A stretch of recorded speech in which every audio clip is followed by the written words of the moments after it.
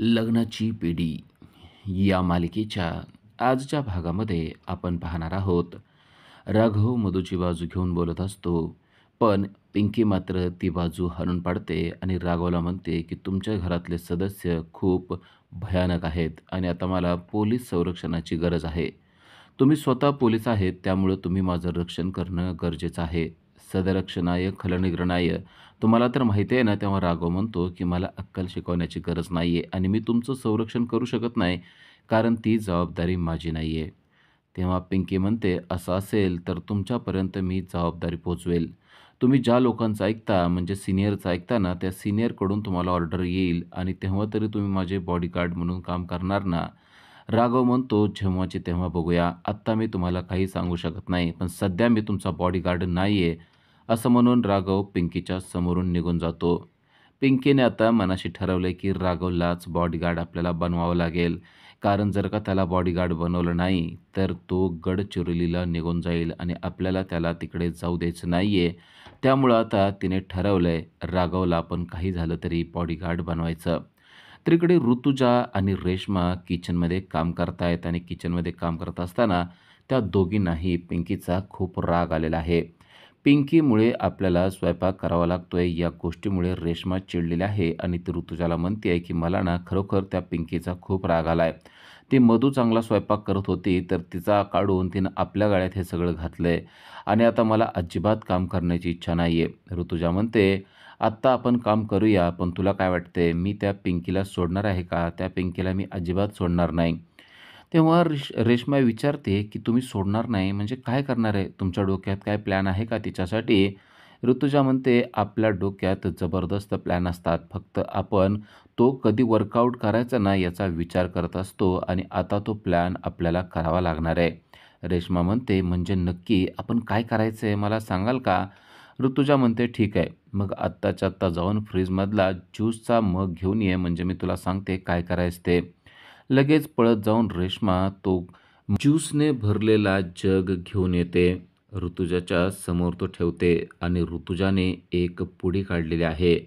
रेश्मा विचारते, ही कसली पुडी आहे? तेव्हा ऋतुजा सांगते, ही जादूची पुडी आहे.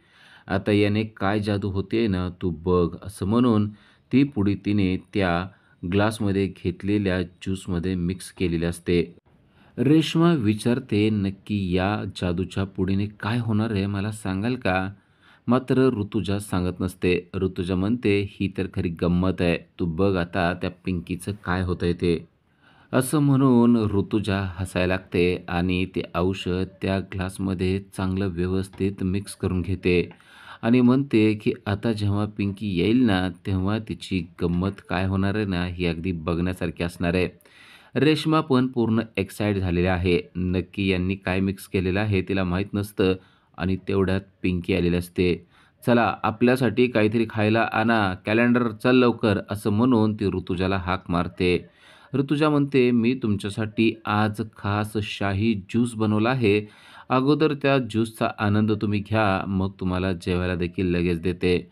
पिंकी पण खुश होते आणि म्हणते, "अरे वाह! शाही ज्यूस म्हणजे आता तुम्हाला कळलंय, की आम्ही शाही माणसं आहोत आणि आमचं मान राखणं गरजेचं आहे. त्यामुळंच तुम्ही माझ्यासाठी हा ज्यूस बनवलेला असणार आहे." ऋतुजाला ती आपल्या फिल्मी स्टाईलनं थँक यू म्हणते आणि खरंच मला तुमच्या या प्रेमामुळे माझ्या गावाकडच्या लोकांची आठवण आली. गावाकडची लोक तुमच्यासारखेच अतिशय प्रेमळ असतात, असं ते त्यांना सांगायला लागते. आणि बोलत असताना मध्येच पिंकीला गावाकडच्या खेळांची आठवण होते.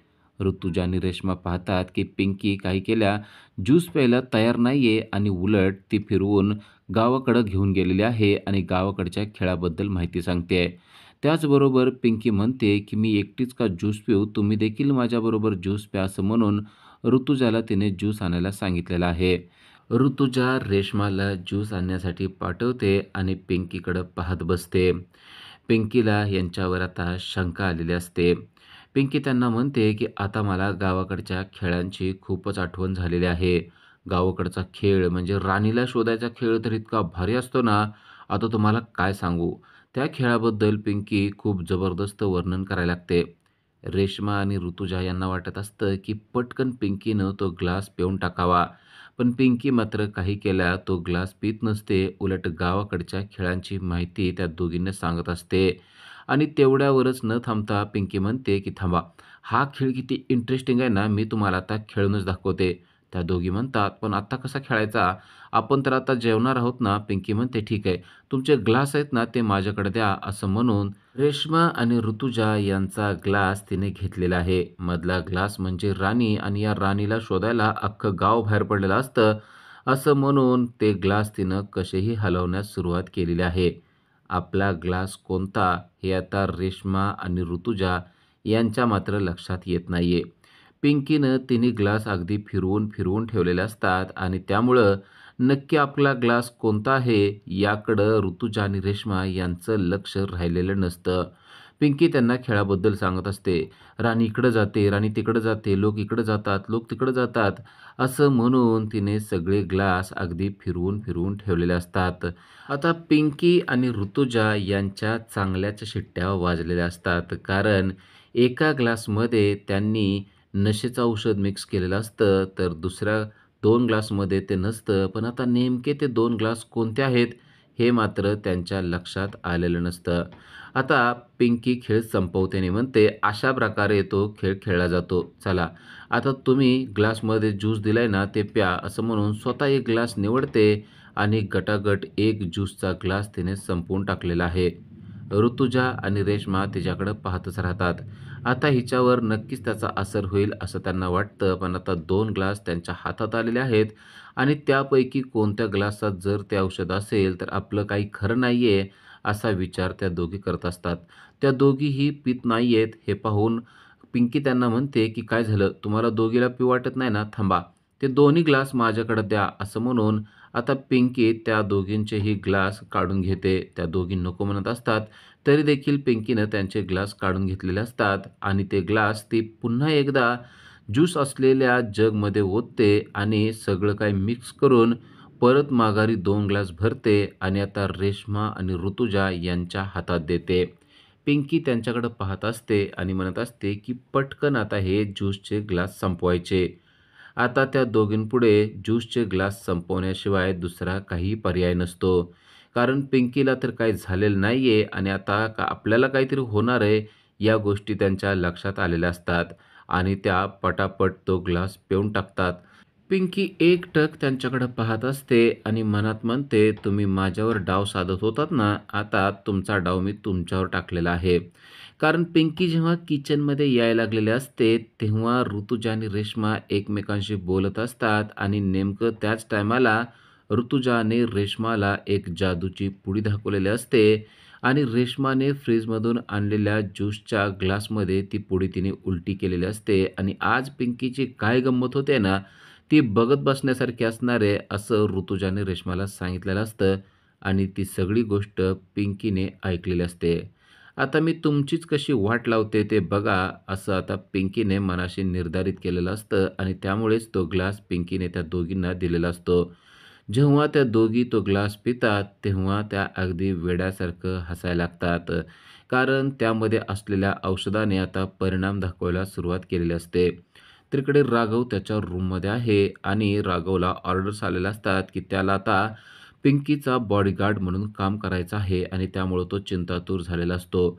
ऋषभ त्याकडे येतो आणि म्हणतो, की "दादा, तुम्हाला एवढ्या गडबडीनं का बोलवलं?" तेव्हा तो सांगतो, की "मला पिंकीमुळे ऑर्डर मिळालेल्या आहेत आणि आता मला पिंकीचा बॉडीगार्ड म्हणून काम करणं गरजेचं आहे. तिने माझ्या सीनियर्सकडून त्या ऑर्डर मला पाठवलेल्या आहेत." ऋषभ म्हणतो, "आता आपण काय करायचं?" तेव्हा राघवने त्याला सांगितलंय, "गडचिरोलीला जाणं तर खूप गरजेचं आहे, पण आता मी जाऊ शकत नाहीये. आता हे काम मी तुझ्यावर सोपवत आहे. तू स्वतः गडचिरोलीला जाऊन कृष्णाचा शोध घे. कृष्णा तिथं काय करतेय हे बघ. नक्की कृष्णा तुला तिथे सापडणार आहे आणि तुला काही मदत लागली तर मला सांग. मी माझी फोर्सची मदत वापरून तुला तिथे मदत करण्याचा प्रयत्न करेल. पण आता सध्या मी तिथे जाऊ शकत नाही. आपल्या फॅमिली मेंबरपैकीच एक जण जाणं गरजेचं आहे. त्यामुळं तू स्वतः जा. मला माहिती आहे की सध्या रेश्माजवळ तू राहण्याची गरज आहे, तरी देखील मी तुला पाठवत आहे." तेव्हा ऋषभ म्हणतो, की "असं काही नाहीये. सध्या कृष्णा घरी येणं गरजेचं आहे. बाकीच्या गोष्टी परतही होऊ शकतील." असं म्हणून आता ऋषभ गडचिरोलीला गेलेला आहे. तर इकडे रेश्मा आणि ऋतुजा यांच्यावर औषधाचा चांगलाच परिणाम झालेला आपल्याला पाहायला मिळतोय. त्या दोघींनीही मुखवटे घातलेले आहेत आणि त्या चक्क पिंकीच्या समोर डान्स करतायत. लावणीवर त्यांनी चांगलाच ठेका धरलेला आपल्याला पाहायला मिळतोय आणि पिंकी त्यांच्या डान्सचा आनंद हॉलमध्ये खुर्चीवर बसून घेत आहे आणि त्या दोघीही तिला अगदी जबरदस्त अशा लावणीचा डान्स करून दाखवत आहेत. त्या दोघींची चाललेली गंमत पिंकी आनंदाने लुटताना आपल्याला पाहायला मिळते. पिंकीला डान्स करायला लावायचं त्यांचं स्वप्न चकनाचूर झालंय आणि त्याच ते औषध पिऊन पिंकी समोर जबरदस्त लावणीचं नृत्य करतायत. जेव्हा हे सगळं रुक्मिणी पाहते तेव्हा तिला चांगलाच धक्का बसतो. "रेश्मा, ऋतुजा, तुम्ही काय करतायत? अगदी आपल्या घराची लाज काढायला लागलायत. काय झालंय तुम्हाला?" असं म्हणून तो डान्स रुक्मिणीने थांबवलेला आहे. तेवढ्यात तेथे राघव येतो आणि तो पिंकीवर जबरदस्त चिडतो आणि म्हणतो, की "तुम्ही माझ्या घरच्यांशी असं वागू शकत नाही. त्यांना तुम्ही काय पाजलं आहे ते मला सांगा." तेव्हा ती म्हणते, की "मी त्यांना काहीच पाजलेलं नाहीये. तेच मला जे पाजणार होते ना, तेच मी त्यांना माघारी पाजलेलं आहे. तुमच्या घरचे किती कारस्थानी आहेत ना, ते तुम्हाला माहिती नाहीये. जेव्हा मी किचनमध्ये जात होते, तेव्हा तुमच्या ह्या रेश्मा आणि ऋतुजा माझ्या ज्यूसच्या ग्लासमध्ये नशेचं औषध टाकत होत्या आणि ते मी पाहिलं. तेव्हा तोच नशेचा ग्लास मी त्यांना पाजलेला आहे. मी स्वतःहून काहीही केलेलं नाहीये. तुमच्या घरातीलच लोक एवढे कटकारस्थानी आहेत, त्याला मी काय करू? आणि माझ्यावर जर का कोणी कटकारस्थान केलं, तर मी मात्र सहन करणार नाही." त्याचं चांगलं सडेतोड उत्तर दिल्याशिवाय ही पिंकी गप्प बसत नसते, असं म्हणून राघवला पिंकीने अगदी न बोलतं करून टाकलेलं आहे. रुक्मिणीला तर कळत नाहीये आता ह्या पिंकीला काय बोलावं. त्यानंतर रुक्मिणी त्या दोघींनाही घेऊन आतमध्ये जाते आणि त्या दोघींना शुद्धीवर आणण्याचा प्रयत्न करते. पिंकी राघवला सांगते, की "तुम्ही माझं बॉडीगार्ड होणं किती गरजेचं आहे तुमच्या लक्षात आलं ना? कारण या घरामध्ये माझ्या जीवाला धोका आहे." राघव मात्र तिच्यावर चिडतो आणि तिला रागाने बोलायला लागतो. तेव्हा पिंकी त्याला म्हणते, की "माझ्यावर असं रागानं बोलायचं नाही. अजून तुम्ही माझे धनी झालेला नाहीत." तेव्हा राघव अजून चिडतो आणि म्हणतो, "मी तुमचा धनी या आयुष्यात कधी होणार नाही. कारण माझं ऑलरेडी लग्न झालेलं आहे. मला 2 मुलं आहेत आणि माझं फक्त आणि फक्त प्रेम हे सिंधूवर आहे. मी फक्त सिंधूशीच लग्न करू शकतो, अन्य दुसऱ्या कोणाशीही लग्न करू शकत नाही." पिंकी म्हणते, की "मी पण पाहते, की तुम्ही माझ्याशी कसं लग्न करणार नाहीत ते. आता जे होईल त्याला सगळ्याला तुम्ही जबाबदार असणार आहे, एवढी गोष्ट लक्षात ठेवा." राघव म्हणतो, की "जे व्हायचंय ते होऊ द्यात, पण मला जे वाटतंय आणि माझ्या मनात ज्या भावना आहेत ना, त्याच मी तुम्हाला सांगितलेल्या आहेत. आणि जोपर्यंत तुमचा धनी माघारी येत नाही, तोपर्यंत रत्नपारखीच्या घरामध्ये नीट आणि व्यवस्थित राहा. मी तुम्हाला राहू नका म्हणलेलं नाहीये, पण जर तुम्हाला इथं राहायचं असेल, तर रत्नपारखींच्या घरातील सगळे रीतिरिवाज आणि नियम तुम्हाला पाळावे लागतील आणि असा कोणाचाही अपमान केलेला मला चालणार नाही." उद्याच्या भागामध्ये आपण पाहणार आहोत, की गोदा आणि पिंकी एकमेकींशी बोलत आहेत. गोदा म्हणते, की "त्या मधूचा पार्टनर आहे ना, तो खूपच चालाक आहे. त्या मधूने सावीला जिथे ठेवलेलं आहे ना, त्या सावीला तो पार्टनरच इकडून तिकडे कुठेतरी फिरवत आहे आणि त्यामुळेच आपल्याला ती सावी मिळत नाहीये. पण या मधूचा नक्की पार्टनर कोण आहे ना, तो आपल्याला शोधून काढणं गरजेचं आहे." पिंकीला सुद्धा आता कळत नाहीये, की या मधूचा पार्टनर कोण आहे. पिंकी गोदाला म्हणते, की "तू काही काळजी करू नको. मी इथं आहे ना, तर आता त्या मधूचा पार्टनर कोण आहे ते शोधूनच काढते." आणि पिंकी स्वतः जेव्हा शांतपणे विचार करत बसलेली असते, तेव्हा तिला असं वाटतं, की या मधूचा पार्टनर म्हणजे शकुंतला तर नाहीये ना. शकुंतलाला आपण बोलवून जर का विश्वासात घेतलं, तर शकुंतला आपल्याला सगळं काही सांगू शकेल, असा विचार करून पिंकीने शकुंतलाला बोलवलेलं असतं. शकुंतलाबरोबर चहा पिताना तिच्या लक्षात येतं, की शकुंतला तिला सांगते, की "मधूचा फक्त मी वापर करून घेते. मधूची आपल्याला गरज आहे ना, तेव्हा फक्त तिला वापरायचं आणि वापर झाला, की तिला कायमचं सोडून द्यायचं." असं पिंकीला शकुंतला बोललेलं असते. तेव्हा पिंकीला समजतं, की शकुंतला तिचा पार्टनर असू शकत नाही, कारण ती तर तिचा फक्त कामापुरता वापर करते. मग या मधूचा नक्की कोण पार्टनर असेल असा विचार आता पिंकीच्या मनामध्ये आलेला आहे. आता लवकरच तो पार्टनर शोधून काढून गडचिरोलीला मदत करणाऱ्या त्या पार्टनरला चांगला धडा शिकवताना पिंकी आपल्याला पाहायला मिळणार आहे. अशाच अपडेटसाठी आजच आमच्या चॅनलला सबस्क्राईब करा. Thank you.